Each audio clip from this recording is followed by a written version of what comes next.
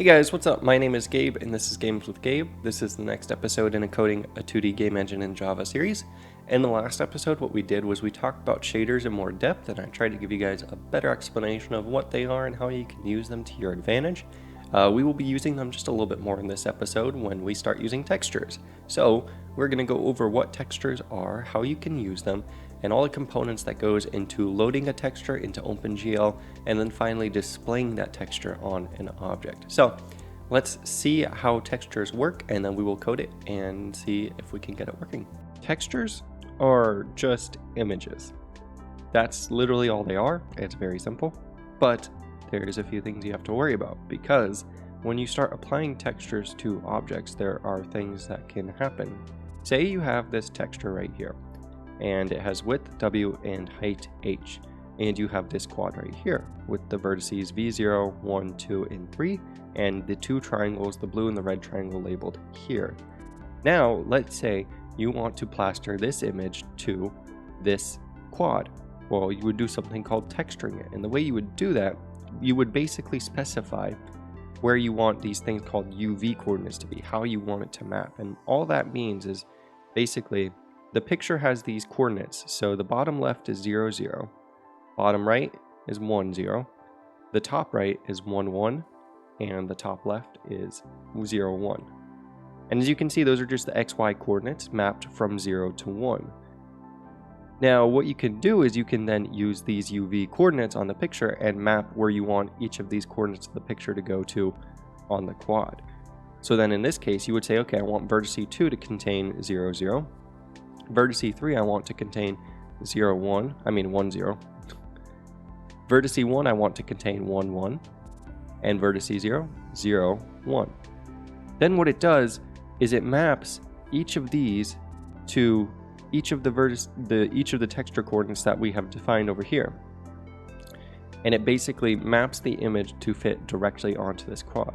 But we have to worry about a couple things, because there are cases where, what if that width and this width do not equal each other? So width 1 does not equal width 2. Well, we have to specify to OpenGL what we want it to do. We have to say, okay, if width 2 is greater than width 1, if we're stretching the image, I want you to blur the pixels. That's one of the options we can say. We can say, I want you to blur the pixels, which basically means it'll get blurry as it gets stretched. You can also say, I want you to pixelate. And what pixelating means is exactly as it sounds. The pixels retain their form and they just get bigger. And there are a couple other things that you can specify as well. So that's the first thing you have to worry about. Second thing you have to worry about is, what if you have two more vertices over here, and then you have a texture coordinate here that says 2, 0, and this texture coordinate says 2, 2. Well, wait a second, our texture is only specified in terms of 0 to 1 and in terms of 0 to 1 this way. So what happens if we grow outside of the texture coordinates range? Well, that's something else we have to specify to OpenGL. And so we can specify we want it to wrap, which basically means it starts to repeat, and it basically just repeats the image onto the next quad. Or there are a few other parameters that you can find as well. And I will leave links in the description where you can find the documentation for all this stuff, so that you can examine exactly what options are available. So when we get a texture, what we have to do is we have to store the texture into an array. And we can use this library called stb, which will handle this for us. And we basically just store it as RGBA, RGBA, and so on, which is each of the pixels just stored in one array. Next, what we have to do is we bind the textures that we are working on, this texture specifically, and then we list out the parameters we want for this texture.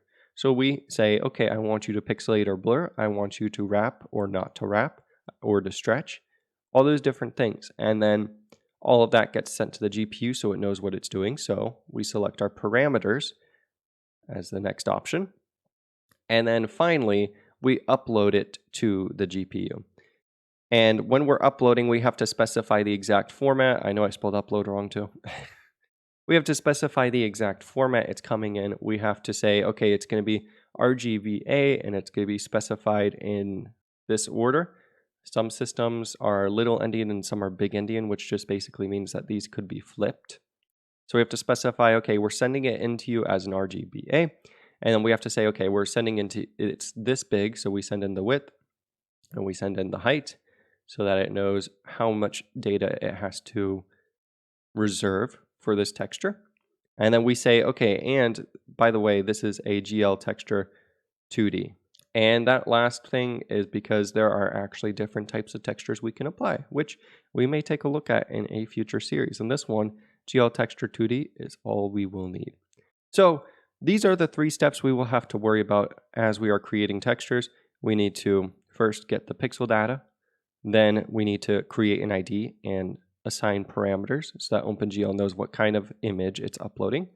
Then we finally upload it to the GPU and it automatically takes on all the parameters and it assigns that texture. Then when we actually want to draw it to an image, what we do is we assign UV coordinates, and then we have some sort of uniform variable, which GL gives us a special case that allows us to choose textures that we have uploaded. And so basically we can bind a texture and tell the shader exactly where it is. So we can do something like, it's not this exactly, but we'll say bind, and then we give it the text ID, and then we give it a slot. So you have slots 0 through 8. There may be more depending on your GPU, and there may be less depending on your GPU. I think I limited mine to 8 just to try and catch lower end GPUs as well. But basically you assign it to a slot, and then inside of our shader, we can then get it out of that slot, and we can sample it to apply our texture to our image using the UV coordinates attached to the vertices. So there's quite a few steps. We'll go through it one by one, and let's try and code it so that we actually get our textures applied to the images. I'm back in our level editor scene, and I'm just going to run it so that we can be refreshed with what we did in the last tutorial, which was we got the shader working that basically just applies a noise texture. Well, not a texture, but it applies noise to our image, and that was kind of cool. Let's go back into our shader and just take out that noise for now though, because it will not be useful for what we were about to do. So run that one more time and you should just get back to our regular square.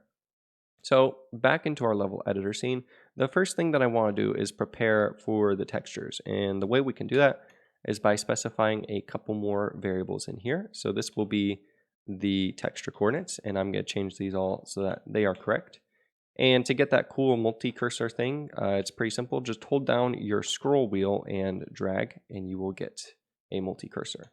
Then up here, I'm going to say this is our UV coordinates, because this is what they are going to be. And the UV coordinates, like I said before, are just what maps it to where our triangle should sample the texture from. And so like we said, bottom right is 0, 1. Top left should be, actually bottom right is 1, 0. Top left should be 0, 1. Top right should be 1, 1. And bottom left should be 0, 0. So that should align perfectly with our triangles. So now that we have the UV coordinates, let's specify inside of our vertex attribute pointer that we are now getting another new variable in here. So we'll go up to here and we will say int UV size equals 2. There's 2 UVs. And I found out that we actually don't have to guess about float size in bytes. So you can actually go, Java has this built in. If you just do float.bytes, that will get us the float size in bytes. And so then let's just change this one as well, float.bytes, which is nice because it's always better to use the built-in because it could be different than what you think it might be. Next, we want to enable an attribute pointer for the UV coordinates. So we'll say another vertex attribute pointer. This one is going to be assigned at 2. Its size is going to be the UV size. The type is going to be a GL float. We're just going to leave them as floats because they can range anywhere from 0 to 1. Normalized is false. The stride will be the vertex size in bytes. I think we have that in bytes. Yep. And then the offset will be the position size plus the color size times the bytes because we need that to be in bytes. And I know this is blocking, so you can't really see. So here we go. Vertex size in bytes, and then the position size plus the color size times bytes to get the correct offset. Then let's go back over to here and let's just add in UV size to our total vertex size. And then finally, we just enable that vertex attribute array. And so once again, this is just adding another column so that it knows we now have 3 vertex attribute pointers because we have 3 different attributes that we'd like to have in our vertex. These are malleable. You can change them. You can make them whatever you want. I want to really hammer that home because it's something that I did not get for a long time. These are anything you want them to be. Now, let's actually talk about loading in textures. How do we load in the textures and get them into the scene? I'm going to go ahead and just create a whole texture class because I feel like there's no sense in doing this in here and then abstracting it out because it is quite straightforward and what we would be doing. I mean, textures will be contained within the texture class. So we'll say public texture, and we're going to take in a file path, which is the path to the texture resource. Then we'll say, let's store a few variables, okay? So we're gonna need an ID, and we are going to want to store the file path for debugging purposes. So we'll take in a string for a file path, and we will take an int for the texture ID. Then we can go and we can start to build our texture when it is called. So we'll say this dot file path equals the file path. Then we want to generate the texture. So let's say generate texture on GPU. And we're going to say the text ID equals GLGen textures. And this is a special call. It's like GLGen buffers, except this one actually generates a texture ID for us because they are stored, I think, probably differently in memory, optimized to be better in this scenario. So then we'll say bind the texture, and we want to bind a GL texture 2D, and the texture we want to bind is the ID we just created. Hit Alt-4 to import these. So we bind the texture, which means we can now set the texture parameters.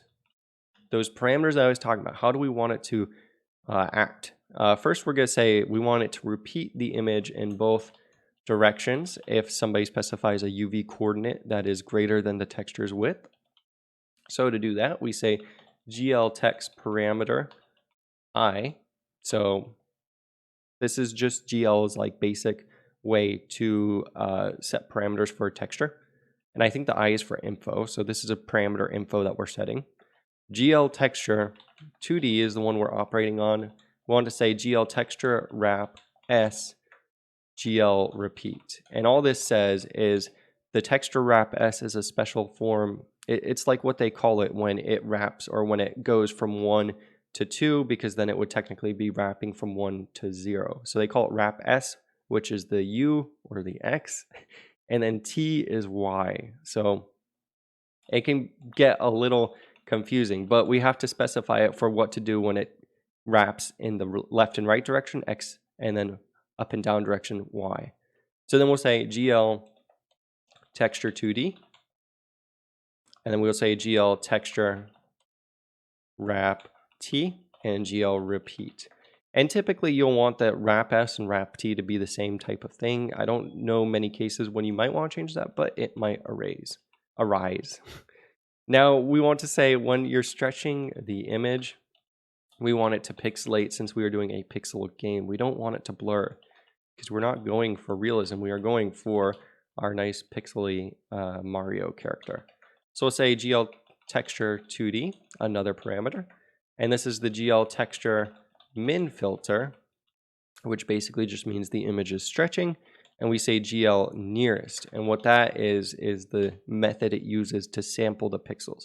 And instead of blurring, it's going to choose the nearest pixel. So it's going to, instead of interpolating and blurring that pixel, it's going to choose the nearest one, which just means it turns into a bigger pixel.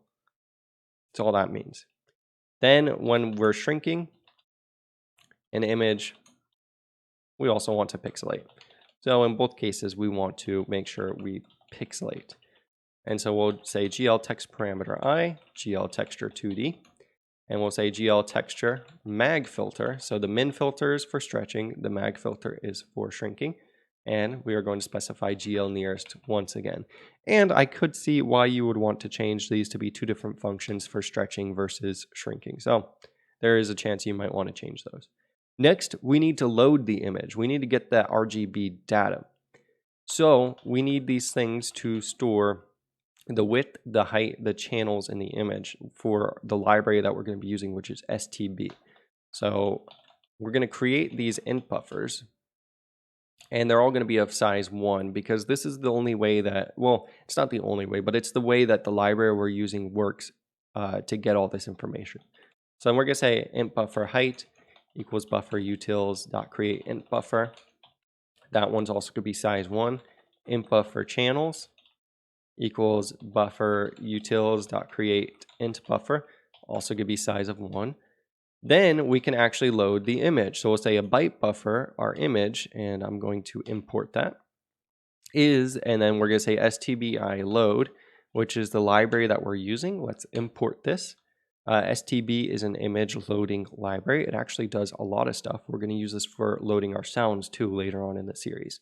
So what does it expect? We see that first it expects a file name, which says a byte buffer or a char sequence. We can just pass in the string and that will be implicitly converted to whatever we need. Next, you see it says we need that int buffer. That's why we needed to create these as int buffers. And X just means the width, Y means the height. Then channels is just like, is it RGB or is it RGBA? So it'll return 3 if it's RGB and 4 if it's RGBA. And desired channels, if you set that to 0, it'll just make it tell you exactly how many channels are actually in the file and load it as is. That's how you load the image. So now we have the RGB data stuck in this image.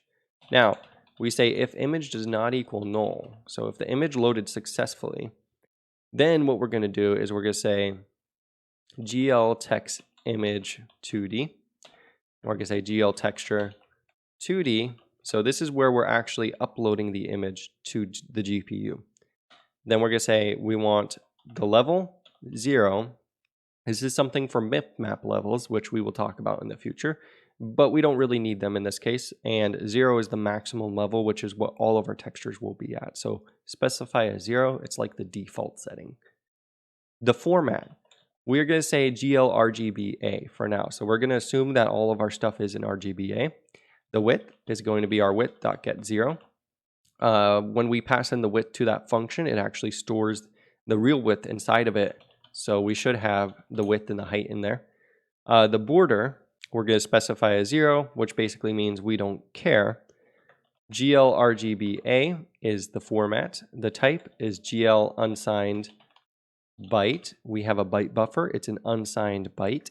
And then finally, the data. So image, which is what we just got right here, this byte buffer.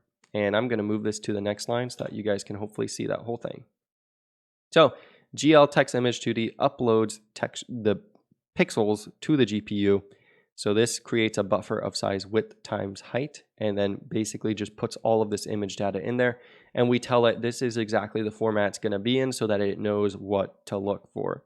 Now, if we didn't get the image, we want to say assert false trouble. Well, actually, we'll just say error could not load image, and then we will say plus the file path, just so that we know that we had an error. And we'll say texture, just so that we know that this came from the texture file in the future if this ever happens. This is useful. You want to be able to tell yourself these things in the future if something ever happens, because you need to know what actually went wrong. Last thing we need to do is say stbi free, actually image free, sorry, got that backwards, image free image.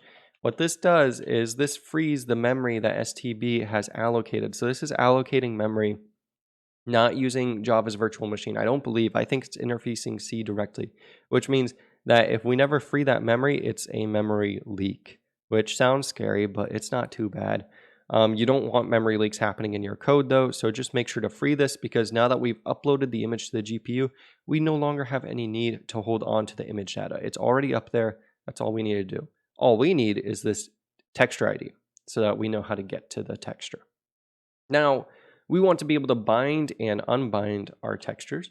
So let's make a public void function called bind.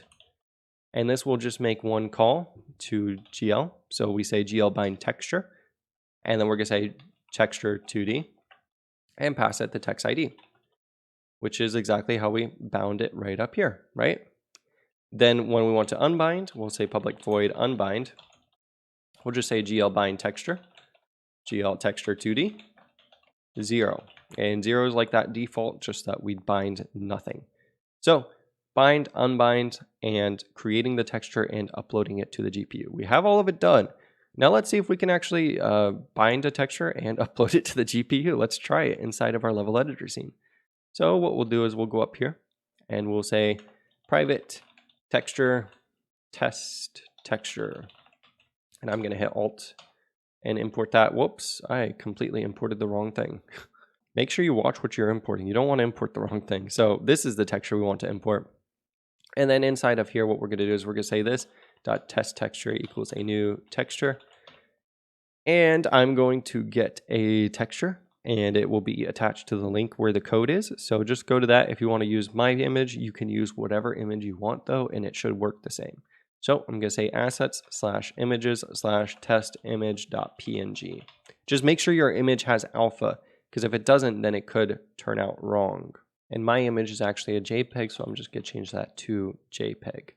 Next, we want to be able to load this image and actually display it when we are drawing our quad. So that involves just a couple extra steps. So we're going to need a new function in our shader because this is the final function I talked about that we didn't get to. And it's pretty simple. It's basically the exact same thing as upload int, but we're going to call it upload texture, just that we know this is actually for when we want to upload a texture. And I'm going to call this slot instead of val because this is a texture slot. And I'm literally just going to copy this because it is exactly the same as uploading an integer, because that's all we're uploading is the texture ID, the integer of the texture. Now, the thing that's going to change though is inside of our shader, we're not going to give this a type of an integer. What we're going to give it is we're going to say this is a uniform. This is going to be a sampler 2D. And I'm just going to call this text slot. Let's call it text sampler, because that's really what it is. It's a texture sampler, but we didn't give it the integer. We didn't call it an integer. We called it a sampler 2D. So that's why when we created that function in the shader, we gave it a different name, because this is technically a different type, but OpenGL sorts it all out internally and figures out what exactly we mean. Now let's go back to our level editor scene. So then we've created this texture. Now when we go down here, we want to upload the texture to the shader. So we'll go right here and we're going to say upload texture to shader. And what we have to do this is we say default shader.upload texture first, and we're going to call this text sampler because that's the name we just gave it. And the slot is going to be texture slot 0. So this is different from the texture ID. What we're saying is we actually want to upload the texture ID that is at slot 0. So kind of weird, I know, but this is how it works. Then we have to say, okay, GL active texture. We want to activate the texture, and we're going to say GL texture 0, which is GL texture slot 0. And then lastly, we say text texture dot bind. So what happens here? What is happening? We're saying, okay, we're uploading a texture to OpenGL. We're using slot 0. Then we say, okay, now activate slot 0 and put our texture into there. So this activates the slot 0, and when we bind our texture, it pushes it into this slot specifically. And now we have our texture uploaded to our shader. So if we run this, what's going to happen? Nothing. We're going to get an error. So the reason I got the error is because of that thing that I just warned you about, to make sure your image has alpha. Mine does not. So I have to make sure that I don't have RGBA. We'll fix this in a minute too, so that we don't get nasty errors like that. But what I was going to say is if we run this, it still looks the same. And that's because we haven't actually applied the texture in our shader. So, whoops, this isn't our shader. Let's go back to our actual shader. And what we're going to do is we're going to specify, we added a new location in our vertex shader. So location 2 should be a vector 2. And this we're going to call a UV. So the UVs. Then what we're going to do is say out vec2 FUV. So we're going to pass, actually, let's call this text chords, because I think that just makes more sense. So A text chords, F text chords. So these are texture coordinates.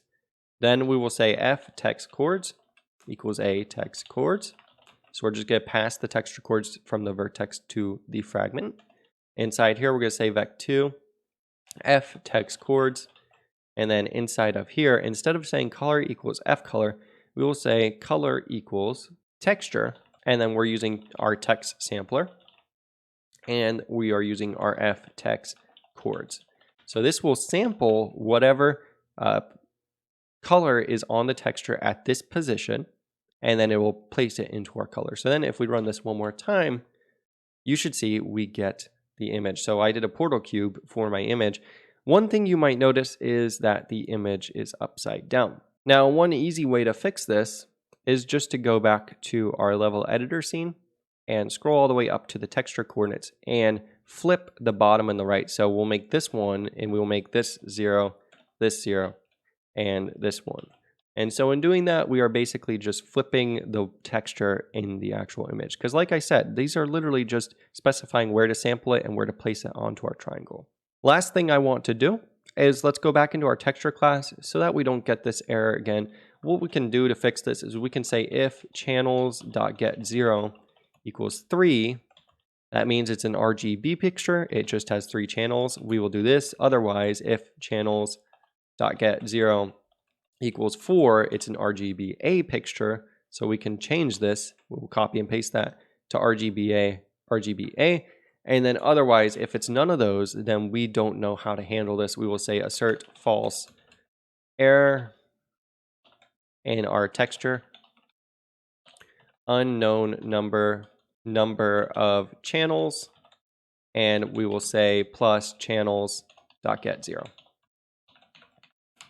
So this should fix it so that we no longer get errors if we upload an RGB or an RGBA picture. And that's it. I kind of went through some of this stuff a little bit fast, so if anything doesn't make sense at all, please leave a comment and I will respond to that and try and clear things up with you guys. But yeah, this is texture loading, and now we can load images into our game, and we will continue to expand upon this in the next tutorial. I hope you guys like this. If you did, please hit like and subscribe, and I'll see you guys in the next tutorial. Thanks. See ya.